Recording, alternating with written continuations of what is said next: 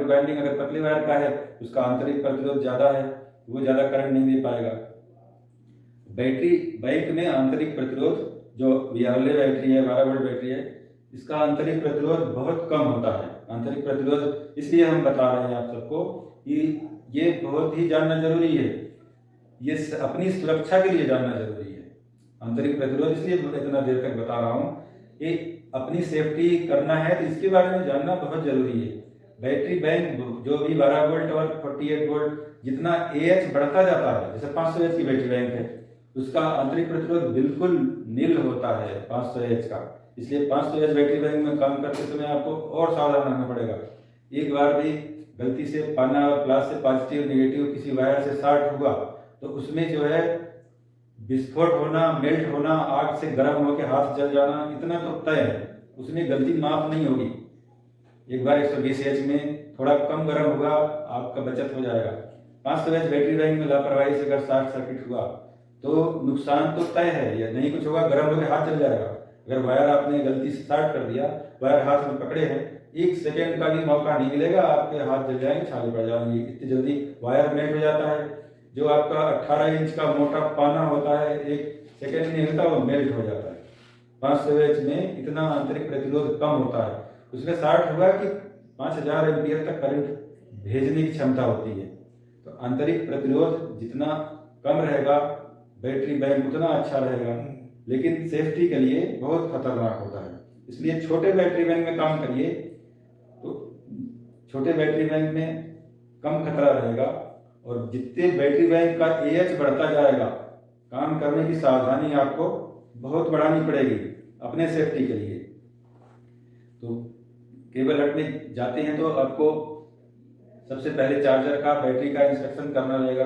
उसका reading note करते हैं, रीडिंग सभी नोट करते हैं, लेकिन उसके बारे में पिछली महीने की रीडिंग कंपेयर नहीं करते, पिछले महीने कितने रीडिंग थी, आगे कितनी हो गई। अगर उसकी कहानी पढ़ेंगे, उसकी हिस्ट्री पढ़ेंगे पिछले महीने की, तो आपको अंदाजा हो जाएगा कि हमारी बैटरी अच्छी हो रही है कि खराब हो रही है। रजिस्टर क्यों बनता है हिस्ट्री बैटरी बैंक का? इसीलिए बनता है कि आप उस रीडिंग को पढ़ें, रीडिंग पढ़ के अंदाजा लगाएं कि हम बैटरी चार्ज कर रहे हैं तो 6 महीने में कितनी बैटरी चार्ज हुई और कितनी डिस्चार्ज हुई, हमारी बैटरी 4 साल चल पाएगी कि नहीं। अगर उस पर नज़र रखेंगे रजिस्टर पर, तो आपको उसका बेनिफिट मिलेगा कि आपका स्टेशन कभी भी बंद नहीं होगा। तो उसमें वोल्टेज और करंट एक ऐसा ही मेथड है, वोल्टेज करंट से आप बड़े से बड़े फेलियर को खत्म कर सकती हैं।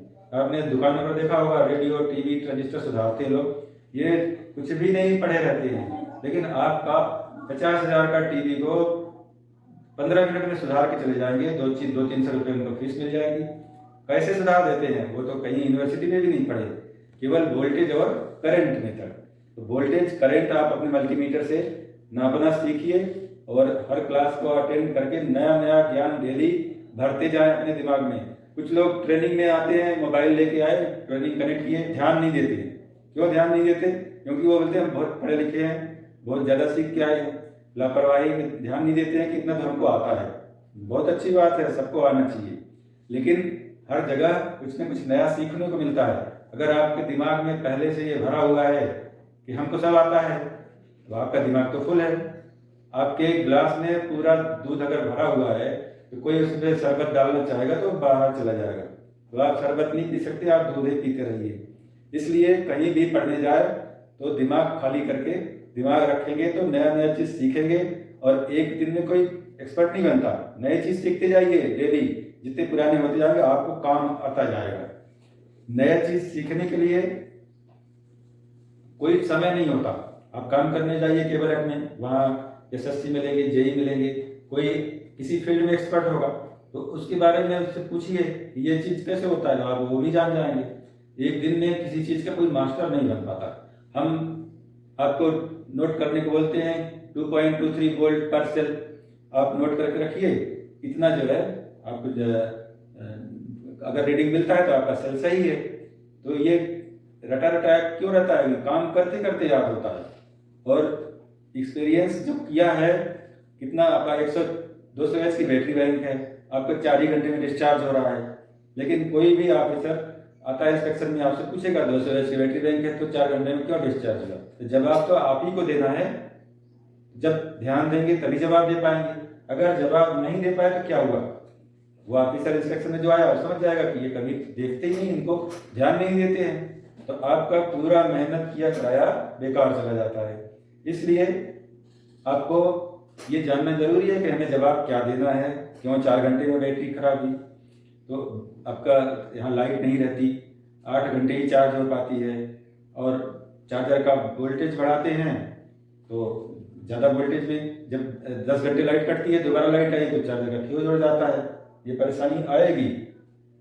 इसलिए एडवांस चार्जर में जो SMPS चार्जर पर आ जाए।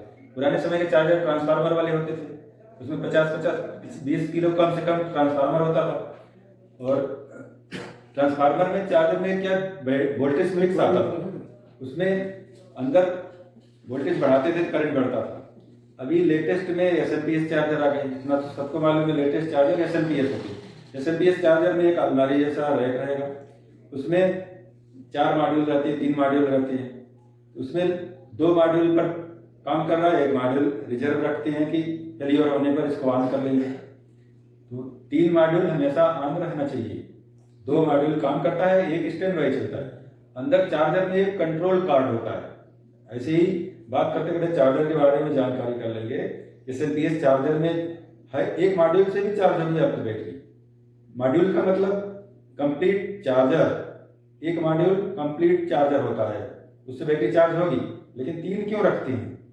3 रखते हैं कि 2 से बैटरी चार्ज होगी तो 50% लोड रहेगा, आधा चार्ज होगा, गर्म नहीं होगा चार्जर। और तीसरा इसलिए रखते हैं कि जब एक कोई फेल होता है तो तुरंत तीसरे पे चला जाता है। ये कंट्रोलिंग कौन करेगा? ऑटोमेटिक चार्जर, वहां तो कोई है नहीं, तो चार्जर के ऊपर एक कंट्रोल कार्ड रहता है। कंट्रोल कार्ड में प्रोग्राम पहले से स्टोर कर देते हैं कि कौन सा चार्जर चल रहा है, कौन सा मॉड्यूल चल रहा है। अगर उसमें वोल्टेज 0 हुआ तो तुरंत दूसरे मॉड्यूल को कंट्रोल कार्ड कनेक्ट करता है। तो कंट्रोल कार्ड का काम है मॉड्यूल को स्विचिंग करना, कौन सा मॉड्यूल जोड़ना है, कौन सा मॉड्यूल काटना है। तो 3 मॉड्यूल प्लस कंट्रोल कार्ड, इसी पर आपका चार्जर की वर्किंग चलती है। और SMPS चार्जर में एक सबसे बेस्ट फीचर होता है जो पुराने चार्जर्स में नहीं होता था, करंट को लिमिट करके रखना, उसको बोलते हैं करंट लिमिट। उसमें कई चार्जर में आता है BCL लिख के आता है। BCL मतलब boost current limit. Boost current कितने पे लिमिट करना है हमको? जैसे आपकी 200 एच की बैटरी है तो उसको 20 एम्पियर से ज़्यादा नहीं देना चाहिए। क्यों नहीं देना चाहिए? गर्म होकर खराब हो जाएगी। कैसे तय करते हैं? C/10 एक रटने की फार्मूला है। C/10 200 एच 200 उसकी कैपेसिटी हो गई। C मतलब कैपेसिटी में 10 का भाग दे देंगे तो इतना करंट से उसको चार्ज कर सकते हैं। 500 एच की बैटरी को 50 एम्पियर से चार्ज कर सकते हैं। तो ये जो है आपका फार्मूला हो गया C/10। ऐसे D/8 फार्मूला होता है। बैटरी को आपको लोड पे लगाना है तो कितनी देर में डिस्चार्ज कर सकती हैं आपको। कोई किसी बैटरी को 3 घंटे में पूरा कंप्लीट नहीं खर्च करना चाहिए। पूरी बैटरी को कम से कम 8 घंटे में खर्च करना चाहिए। जैसे अगर 200 एच की बैटरी है तो 60% खर्च करना चाहिए, 40% छोड़ उसको खर्च करना ही नहीं चाहिए। तो 60% में आएगा 140 एच, 140 60% में 120 एच आएगा। 120 एच को 8 घंटे में डिवाइड करेंगे तो लगभग कितना आएगा? 15 एम्पियर। 15 एम्पियर से ज़्यादा उस पर लोड नहीं देना चाहिए। ये 200 एच की बैटरी है तो आपको 8 घंटे में कंप्लीट बैटरी डिस्चार्ज करनी है और चार्ज 10 घंटे में करनी है। मतलब 10 घंटे चार्ज करेंगे तो 8 घंटे डिस्चार्ज करेंगे। ये रख के रखना चाहिए, जिससे बैटरी की लाइफ सुरक्षित रहती है। अगर किसी बैटरी को हम 3 घंटे में डिस्चार्ज करते हैं तो क्या होगा? आप 20 एम्पियर की जगह उसको 40 एम्पियर लगा रहे हैं बैटरी पर, तो जब 40 एम्पियर से करंट निकलता है बैटरी से तो करंट का स्क्वायर मतलब 40 को 40 से गुणा करेंगे, इसके बाद उसके आंतरिक प्रतिरोध गुणा करेंगे। आंतरिक प्रतिरोध इसमें कम है तो आपको जो है हीटर से ज़्यादा उसमें गर्मी पैदा होगी। बैटरी के अंदर गर्मी पैदा होगी, उसके अंदर भाप बनेगा, उसका एसिड भाप बनता है, बैटरी फूल जाती है। बैटरी फूलती है तो अंदर प्लेटें टेढ़ी होकर एक दूसरे से शॉर्ट कर जाती है। एक बार प्लेट शॉर्ट हुई तो बैटरी जल्दी जीरो होगी, तो ये तो डैमेज होता है। इसलिए ओवर करंट से चार्ज भी नहीं करना चाहिए, ओवर करंट से डिस्चार्ज भी नहीं करना चाहिए। तो ये सावधानी रखनी है लोड लगाते समय। लेकिन डेली मेंटेनेंस में क्या सावधानी रखनी है? आप कहीं गए बैटरी बैंक देखने के लिए, बैटरी में आपने रीडिंग लिया, रीडिंग क्या करते हैं, चार्जर बंद करके लेते हैं। चार्जर बंद करके रीडिंग लिए तो उसमें अंदाजा नहीं लगता कि चार्जर चालू के समय क्या बैटरी थी। पहले चार्जर ऑन में एक बार बैटरी रीडिंग नोट करिए, फिर चार्जर बंद कर दीजिए 15 मिनट के लिए। 15 मिनट के लिए चार्जर बंद कर देते हैं, एसटीएम तो बंद होता नहीं, एसटीएम चलता रहता है, आपका मक्स चलता रहता है, आपके राउटर्स लगे हैं वो भी चलते रहेंगे। तो पूरा लोड आपको डायरी में पहले से मालूम होना चाहिए। हमारे केबल हट का पूरा लोड 4 एम्पियर है या पूरा लोड 3 एम्पियर है, वो नोट करके रखना चाहिए। 4 एम्पियर पर आपने आधा घंटे बैटरी को चला लिया, फिर दोबारा रीडिंग लेते हैं। तो जब हर महीने जब भी जाते हैं उतना ही उसको डिस्चार्ज करिए। जैसे पहली बार गए आधे घंटे डिस्चार्ज किए, इसके बाद रीडिंग लिए। दूसरी बार गए आधे घंटे के लिए बंद किया, बाहर चले गए, भूल गए, 3 घंटे बाद आए, 3 घंटे बाद रीडिंग लेंगे तो बैटरी वोल्टेज और लो मिलेगा। तो तय कैसे करेंगे हमारी बैटरी हर महीने खराब हो रही है कि अच्छी हो रही है? ये तय करने के लिए आप टाइम फिक्स रखिए, 1 घंटा बैटरी डिस्चार्ज करके रीडिंग लेंगे। हर महीने चाहिए तो 1 घंटा डिस्चार्ज करके बैटरी का रीडिंग लीजिए। एक बार चार्जर ऑन में लीजिए, एक बार बैटरी को 1 घंटा डिस्चार्ज करके रीडिंग लीजिए। चार्जर बंद करते ही तुरंत रीडिंग कोई मायने नहीं होता लेने का। चार्जर बंद करेंगे, खराब बैटरी भी आपकी फुल चार्ज बताएगी, तो आप तय नहीं कर पाएंगे कौन सी बैटरी कमजोर हो रही है। चार्जर बंद करके 1 घंटे बाद रीडिंग नोट करिए। अब जो बैटरी सबसे कम वोल्टेज बताती है सब लोग उसको खराब मान लेते हैं। जनरल ये सभी लोगों का आइडिया है कि जो बैटरी डाउन हो गई 1.9 हो गई 1.8 हो गई उसको नोट कर लेते हैं। हमेशा उसी को जाके नोट करते हैं कि ये सेल खराब है, लेकिन वो सेल खराब है कि नहीं उसको पहले सोच समझ के तय करिए। हो सकता है आपके नापने में गलती हो रही, वो सेल खराब नहीं है। ये कैसे अंदाजा लगाएंगे कि वही सेल खराब है? तो ये अंदाजा लगाने के लिए आप उदाहरण के तौर पर आप जो है लाइन से बैठ जाते हैं ना, कोई पंगत में खाना खाने लाइन से बैठ जाते हैं, 12 लोग लाइन से बैठ गए, एक ही तरफ से खाना परोसा जा रहा है, बीच में एक कमजोर आदमी बैठा दिए जो एक ही रोटी खा पाता है, इससे ज्यादा खा ही नहीं पाएगा। और देने वाला जब आता है उसने मना कर दिया नहीं अब हमको नहीं चाहिए, तो वो खाना परोसने वाला वहीं से लौट गया, बाकी लोग वैसे बैठे रह गए। ऐसे बैटरी में होता है, सब बैटरी लाइन से सीरीज में जुड़ी हुई है।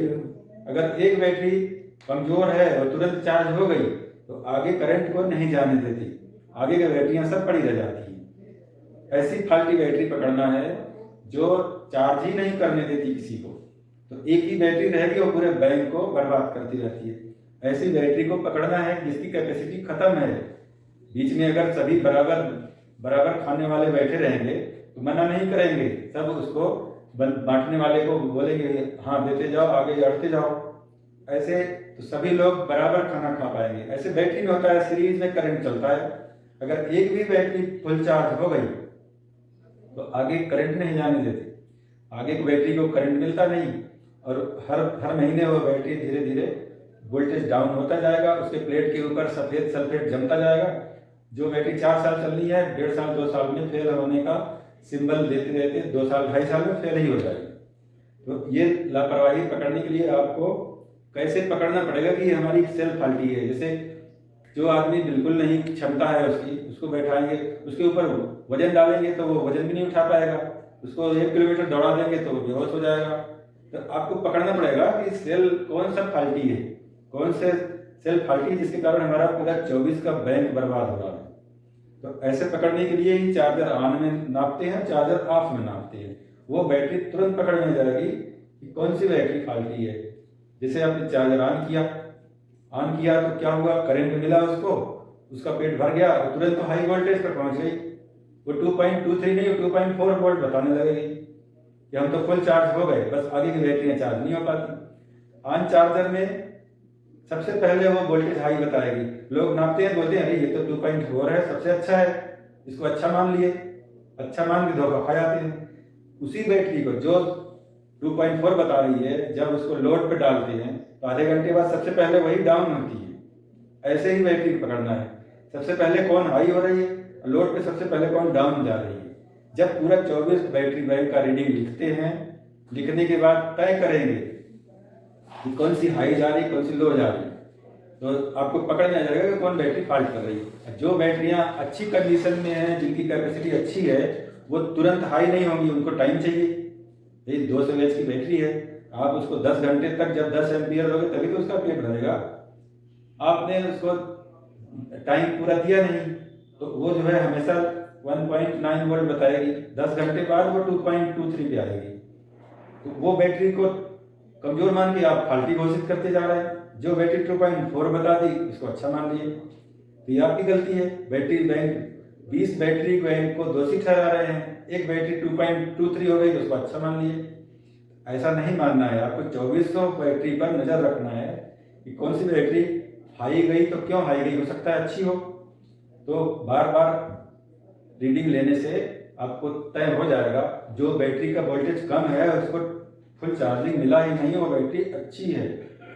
यही तय करने के लिए रजिस्टर खोला जाता है कि चार्जर ऑन में रीडिंग लीजिए, फिर चार्जर ऑफ में रीडिंग लीजिए, फिर तय करिए कि कौन सा सेल अच्छा कौन सा खराब है। खराब सेल को पहचान के उसको बदल देते हैं, पूरा आपका बैटरी बैंक सही हो जाएगा।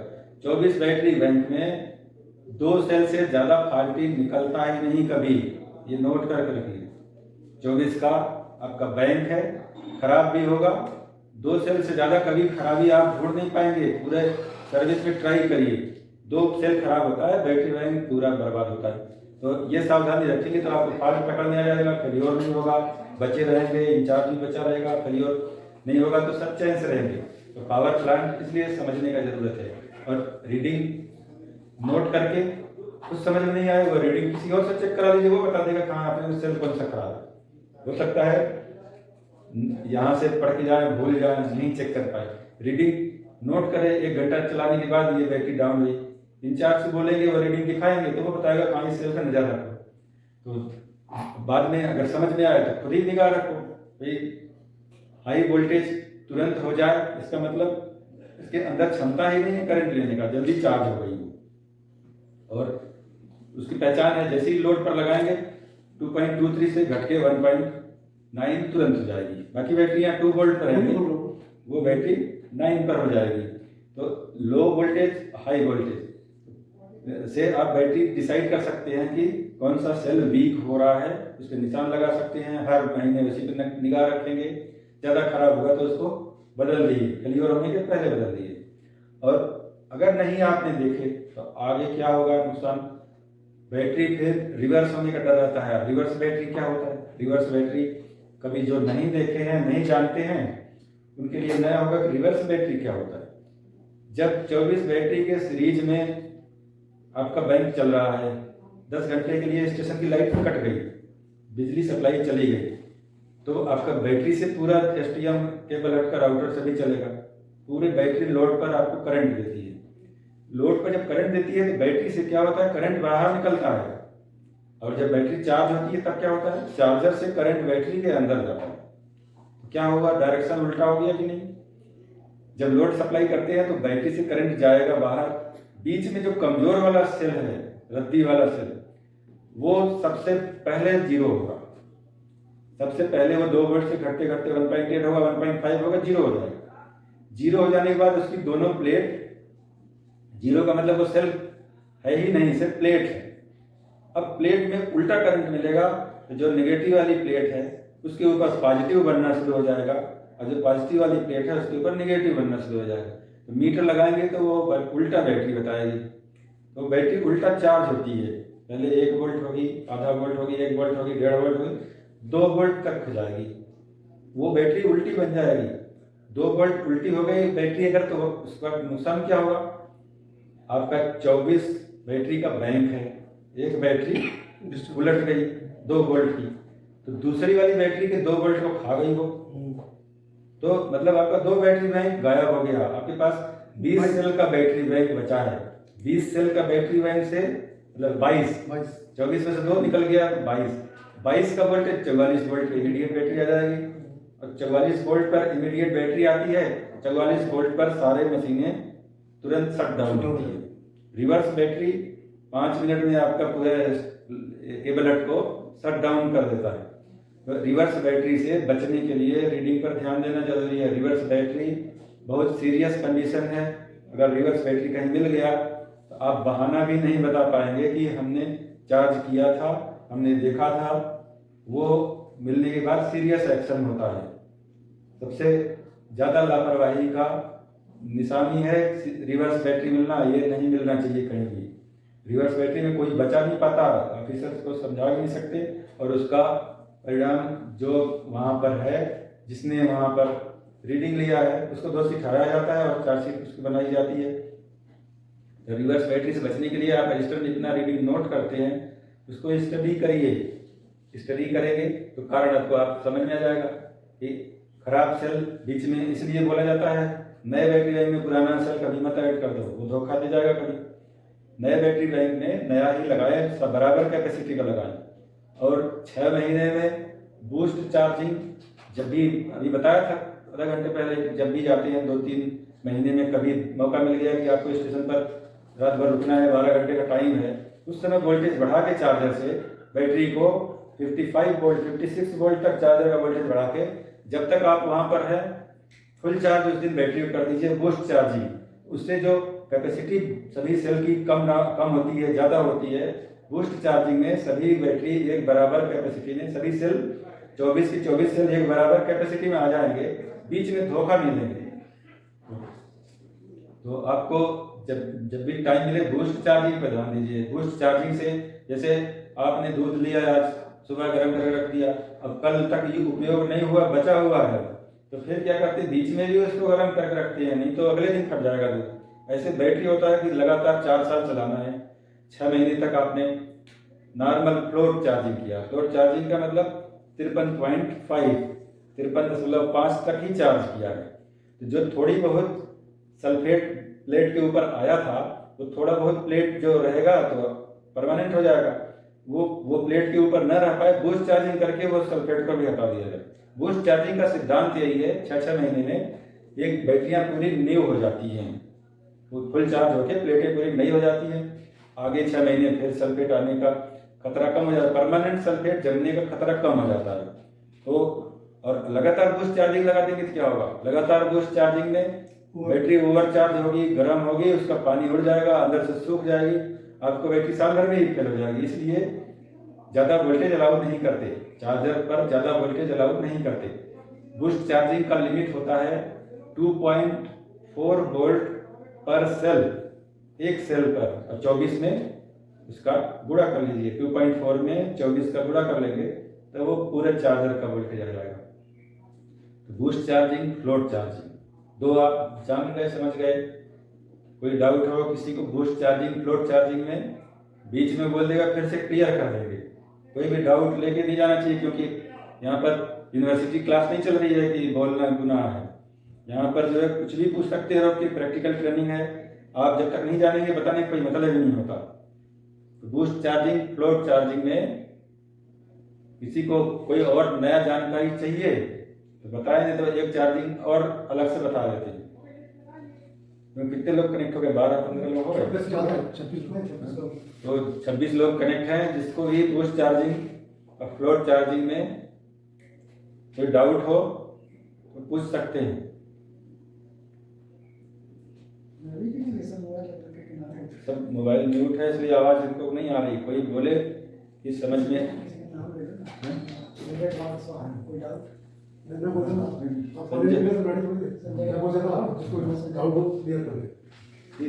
सर, तो दूसरी चार्जिंग आप बताने वाले थे, कृपया कंटिन्यू रखें सर। क्या बोला है? ट्रिकल चार्जिंग, दूसरी चार्जिंग, ट्रिकल चार्जिंग है जी जी सर। इसमें दोनों क्लियर हो गया, बूस्ट चार्जिंग और फ्लोट मोड, ये तो क्लियर हो गया ना। इसमें किसी को परेशानी तो नहीं है समझने में? सर मुझे परेशानी नहीं, बाकी और लोग बताएं अपना। हाँ, बता सकते हैं। तो किसी को पूछना हो सबको टाइम नहीं सर, मुझे भी कोई परेशानी नहीं है। भैया, बहुत बढ़िया। आगे फिर तीसरी टारगेट लेते हैं। ठीक है, बूस्ट 2 मोड समझ गए। दूसरा होता है आपका ट्रिकल चार्जिंग। ट्रिकल चार्जिंग क्या होता है? ट्रिकल चार्जिंग का मतलब होता है आपको स्टोर में रखना है बैटरी, आपके पास बैटरी मिल गई है नया। सर मैं एक सवाल पूछना चाहता हूँ। हाँ बिल्कुल बताएं। सर अभी क्या है, स्टेशनों पे परमानेंट लाइट आ गई है 80। हाँ तो कंटिन्यू जो अभी चार्जिंग होने की बैटरी, हाँ तो उससे अपनी बैटरी खराब तो नहीं होगी सर? बिल्कुल खराब नहीं होगी। आप 24 घंटे ऑन रखिए चार्जर। वोल्टेज मॉनिटरिंग ध्यान देना पड़ेगा। वोल्टेज आपको इतना रखना है कि बैटरी ओवर चार्ज ना हो। उसके लिए 2.23 किसी का वो 2.23 पर सेल, 2.23 पर सेल। 2.23 में 24 का गुणा करेंगे 53 तो 53 या 53.5 आता है आपका। इससे ज़्यादा वोल्टेज 24 घंटे नहीं होना चाहिए। इतना वोल्टेज 24 घंटे बैटरी पर रहेगा, बैटरी कभी खराब नहीं होगी। और कभी कभी सभी सेल का अलग अलग वोल्टेज लीजिए। किसी किसी सेल में 2.23 हमने 2.23 के हिसाब से 53.5 चार्जर का वोल्टेज फिक्स कर दिया। और जब जाके अलग अलग सेल का रीडिंग नापते हैं तो कोई सेल 2.2 है, कोई सेल 2.4 है। जो 2.4 है वो खराब होगा, उसकी कैपेसिटी डाउन हो रही है क्योंकि वो फुल चार्ज है वो।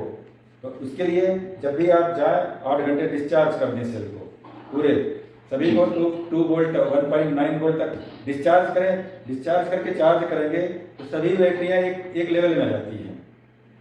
सभी बैटरी का वोल्टेज एक सिमेट्रिकल करने के लिए 4 डिस्चार्ज साइकिल लगानी पड़ती है।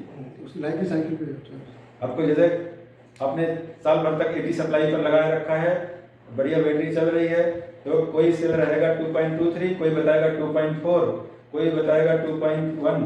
तो ऊपर नीचे हो जाता है सभी सेल का वोल्टेज, ऊपर नीचे सभी हो जाता है। तो सभी की कैपेसिटी अलग अलग रहती है। उसको एक बराबर करने के लिए, क्योंकि ऐसा पुराने सेल में आता है, नए में ऐसा फर्क नहीं मिलेगा। जब आपका 1.5 साल पुराना बैटरी बैंक हो जाएगा तो उसमें ये फेलियर मिलना शुरू हो जाएगा कि कोई बैटरी 2.4 हो रही है, कोई